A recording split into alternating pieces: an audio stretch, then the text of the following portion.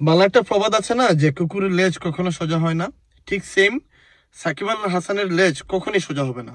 কুকুরের লেজ আর সাকিব আল হাসানের লেজ দুটোই একদম একটা একটার সাথে সাংঘর্ষিক। তো এগুলা তো হচ্ছে আওয়ামী লীগের প্রোডাক্ট। তো আওয়ামী লীগের যেরকম লাজ হায়া ইজ্জত শরম ওগুলা কোনো কিছুই নেই এদের মধ্যে। তো সাকিব আল হাসানও এরকম। যখন আওয়ামী লীগ ক্ষমতা ছিল, সাকিব আল হাসান তো ওদের এতদিন ঘু খেয়ে আসছিল। তো গু খাইতে খাইতে ওদের মানে এই সাকিব আল হাসানের লাজ শরম মোরালিটি নৈতিকতা সবকিছু বিসর্জন দিয়ে দিছে। তুমি একটা দেশের একটা সময় ব্র্যান্ড অ্যাম্বাসিডর ছিলে, এখনো আছো, এখনো লাখ লাখ তরুণ তরুণী তোমার পেজ ফলো করে, বা তারা তোমার অনুসারী। তো তাদের কাছে তুমি কি মেসেজ দিচ্ছ? কি মেসেজ দিচ্ছ তুমি? তুমি বেটিং সাইট আবার এই বেহায়ের মতো ঘুরে ফিরে প্রমোট করতেছো। তোমার কাছে টাকাই সবার আগে, মানে সবকিছুর ঊর্ধ্বে কি টাকা? মানে তোমার মধ্যে কি মোরালিটি নৈতিকতা এগুলো কি কোনো কিছু তোমার কাছে কিছুই না? টাকার কাছে এগুলো কিছুই না নাকি? পাবলিকের এত চোদন খাইলো আওয়ামী লীগ করার কারণে, পাবলিকের গোয়া মারা খায়া দেশ থেকে বিতাড়িত হয়েছে। এখন গ্রেফতারি পরোয়ানা মানে মাথার উপর নিয়ে সে বিভিন্ন দেশে যাযাবরের মতো ঘুরতেছে। তারপরও এই লোকের শিক্ষা হবে না।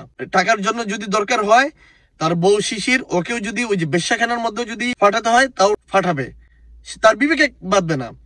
আজকে সে শিশিরকে ফাটাইছে, কালকে তার ছোট ছোট বাচ্চা আছে এদেরকে ফাটাবে।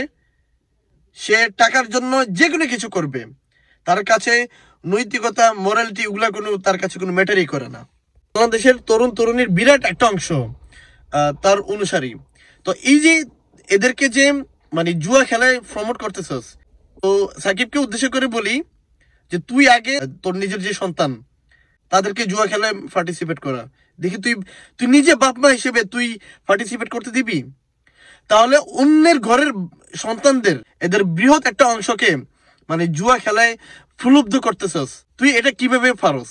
তোকে যে বাংলাদেশের মানুষ, বাংলাদেশের এই বর্তমান গভর্নমেন্ট তোকে যে খেদায় লাথি মারে যে দেশ থেকে বিতাড়িত করে দিছে, এই সারা জীবন এই দেশ ছাড়াই থাকবি। তোর মতো মাদারচোদ, তোর মতো শুয়ারের বাচ্চা মানে এই দেশে থাকার কোনো যুক্তিগত আমি দেখি না, এটা প্রশ্নই আসে না। তোর আম্মা শেখ হাসিনা যেভাবে জনগণের চোদন খেয়ে বিতাড়িত হয়ে দেশ ছাড়া হয়ে গেছে, তুই এরকম দেশ ছাড়া হয়ে থাক। এত বড় চালাক এই যখন ওই জুয়ার ওই ভিডিওটা গতকাল ফেসবুকে আপলোড করছে তার ভেরিফাইড পেজে, সে ওই ভিডিওর এই স্পেসিফিক ওই ভিডিওর যে কমেন্ট সেকশন ওটা একদম টোটাল বন্ধ করে রেখে দিছে। কিন্তু তার বাকি যতগুলো ভিডিও আছে বা ছবি পোস্ট যা কিছু আছে সবগুলোর কমেন্ট একদম উন্মুক্ত। কারণ সেও জানে যে সে যে কাজটা করতেছে এই কাজ করার পর কমেন্টের মধ্যে পাবলিকের গণচোদন খাবে, সেজন্য সে এই কমেন্ট সেকশন বন্ধ করে রাখছে। সেও চালাক কম না। ন্যাশনাল টিমে খেলার সময় ওখানে তো বহুত টাকা কামাইছস, বিভিন্ন প্রতিষ্ঠানের ব্র্যান্ড অ্যাম্বাসেডর ছিলি, এমপিও ছিলি, তারপরে স্বর্ণ কেলেঙ্কারি, শেয়ার বাজার কেলেঙ্কারি, চিংড়ি ব্যবসা, এইখানে সেখানে বিভিন্ন জায়গায় কেলেঙ্কারি লাগিয়ে মোটামুটি মাল করি বেশ যে কামাইছে এটা তো আমরা জানি। এগুলা যে বাংলাদেশের মানুষ কিছুই জানে না এটা মনে করছে, বাংলাদেশের মানুষকে এত মানে বোকাচোদা মনে করিস না, ঠিক আছে? তো এত জায়গায় কেলেঙ্কারি করে আকাম টাকাম করে এত টাকা কামাইছিস, তারপরও মানে তোদের খিদা শেষ হয় না, টাকার ক্ষুধা মানে এখনো তোদের পেটের মধ্যে এখনো রয়ে গেছে। তো বাংলাদেশের সকল মানুষের কাছে অনুরোধ করব, এই সাকিবের মতো এই ধরনের বিগ হাউসদের আনফলো করে এদেরকে বর্জন করেন সামাজিকভাবে।